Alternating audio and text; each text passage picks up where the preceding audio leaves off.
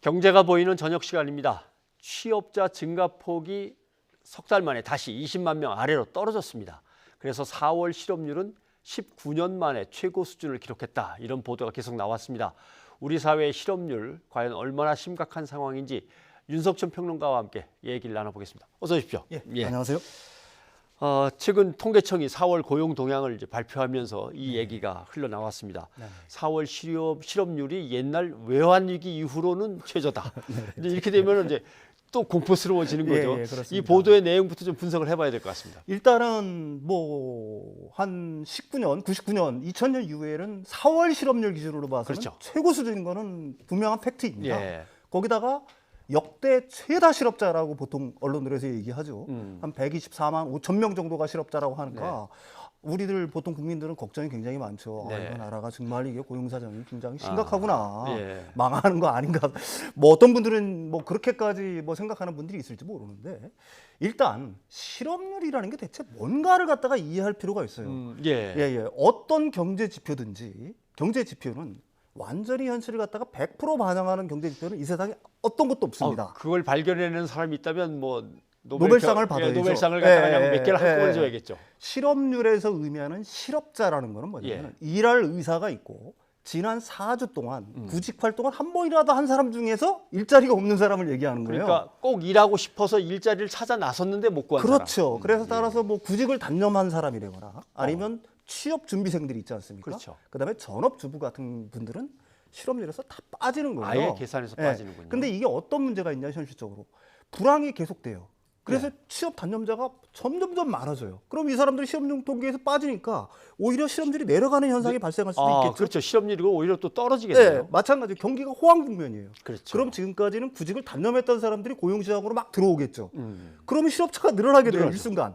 그러면 실업률이 오히려 낮아지는 기현상을 보일 수가 있다는 얘기죠. 높아지는 기현상을 보일 수가 있다는 얘기죠. 그렇죠.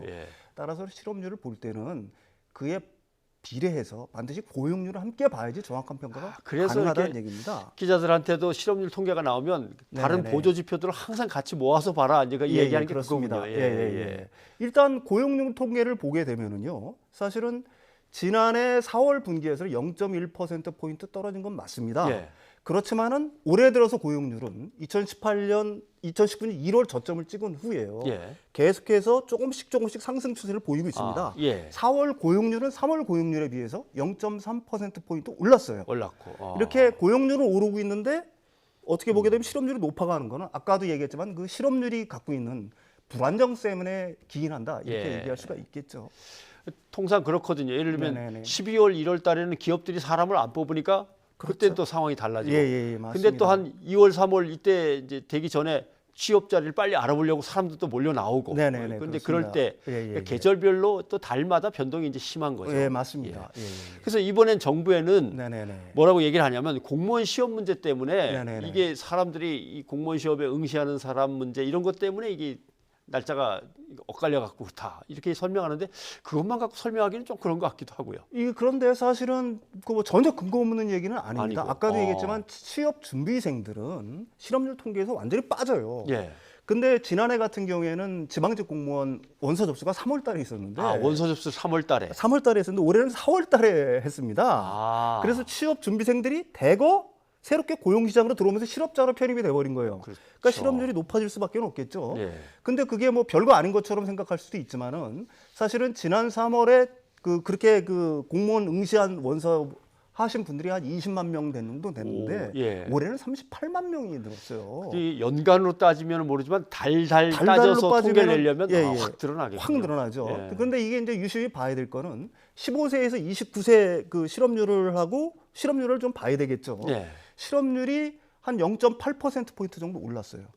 근데 생각보다 고용률도 0.9%포인트 올랐다는 얘기거든요. 올랐다는 얘기는 뭐냐면은 두 개가 동반 상승했다는 얘기는 취업한 사람도 많지만 새롭게 시장에 편입된 사람들도 훨씬 많다라는 얘기가 될 수가 있거든요. 따라서 정부의 주장이 전혀 근거 없는 얘기는 아니라고 볼 수가 있겠죠. 이 문제는 어떻습니까? 한국 경제의 허리라고 하면 이제 30대, 40대가 될 텐데 이 취업자가 좀 계속 늘어나면서 좀 한국의 어떤 중산층이나 허리가 좀 단단해졌으면 하는 게 이제 바람인데 이 부분에서 좀 지지부진하다, 잘 안 나아지고 있다. 이제 이 지적이 나왔습니다. 예, 맞습니다. 그거는 뭐 30대, 40대에서 취업자 수가 줄고 있는 거는 사실이에요. 예. 근데 현재 우리가 다시 한번 생각해야 될 거는 그럼 30대의 고용률은 과연 어떤 변화를 겪느냐를 갖다가 좀 추이를 볼 필요가 있거든요. 예. 지난 19개월을 살펴보면은 최근 19개월이죠. 11개월은 오히려 고용률이 늘었어요. 2개월은 정체 상태고 6개월만 감소를 했다는 얘기입니다. 예. 신규 취업자 수는 계속해서 감소를 하는데 고용률은 늘었다가 정체 상태였다가 줄었다가 어떻게 보게 되면은 정체 상태라고 봐야 되겠죠. 이 얘기는 뭐냐면은 30대 인구가 줄고 있다는 얘기입니다. 30대 인구 자체가 줄고 있다는 얘기예요. 따라서 취업자 수가 줄어들 수밖에 없는 이유가 있는 거고요.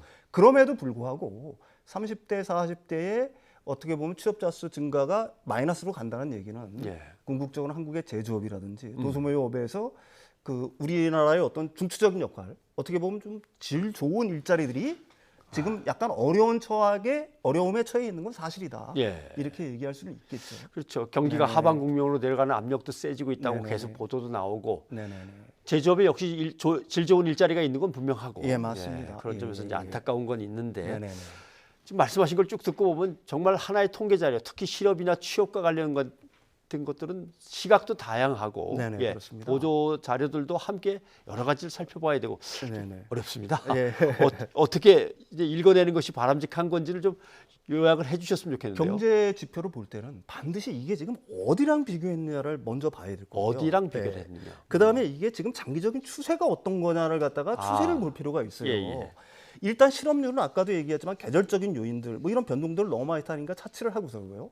고용률의 변화를 보면은 우리가 지난 10년 굉장히 고용이 어렵다라고 하지만은 꾸준히 증가세를 이어오고 있습니다. 예. 사실 2018년에는 고용 절벽, 고용 몽고 상황이 최악이라고 얘기를 했는데 그거는 왜 그러냐면 2017년 고용 상황이 워낙 좋았기 때문에 그래요. 예. 왜 그랬냐면 당시엔 대선도 있었죠. 또 세계 경기가 아주 호황 국면이었고요. 예. 그다음에 정권 교체가 있었습니다. 일자리가 굉장히 많이 늘었던 예고 2018년 같은 경우에 고용률이 약간 하락했다고 하지만 이게 2016년에 비해서는 높아요. 예. 그리고 올해는 확실히 1, 2, 3월 같은 경우에는 고용률이 계속해서 높아지고 있는 거거든요. 2, 3, 4월 달 해가지고 그 지금 실업률은 4%로 웃돌고 있지만 고용률 자체는 높아지고 있습니다. 예. 그리고 우리가 전체적인 고용률, 우리가 미국이라든지 일본 같은 경우는 뭐 완전 고용 상태라고 이해하지 않습니까? 예. 고용률 전체를 놓고 보면은 절대로 그 나라에 비해서 미국보다는 약간 아래지만 일본하고는 비슷하거나 조금 높은 정도를 유지하고 있거든요. 예. 한국의 고용 상황이 뭐 최악이다라고 얘기할 수가 없는 상황이란 얘기죠. 네. 예. 아무튼 이것이 계절별 국제적인 요인까지 이제 다 따져봐야 되는데 네네네. 간단하게 2분기에는 좀 나아지겠습니까? 2분기에 사실은 급격히 낮을 거라고 기대한다는 거는 좀 어려운 얘기겠죠. 어렵고. 왜냐하면 글로벌 경기 상황이 어려우니까 따라서 단기적으로는 정부가 좀 재정을 동원을 해야 될 거고요. 예. 공공 부문의 일자리를 늘려야 될 거고 장기적으로는 뭐 벤처기업이라든지 강소 중소기업들을 계속적으로 유지를 해나가면서 늘려나가면서 산업 구조를 좀 점진적으로 개편해나가는 노력이 필요할 것 같습니다. 네, 알겠습니다. 오늘 윤석준 평론가 고맙습니다.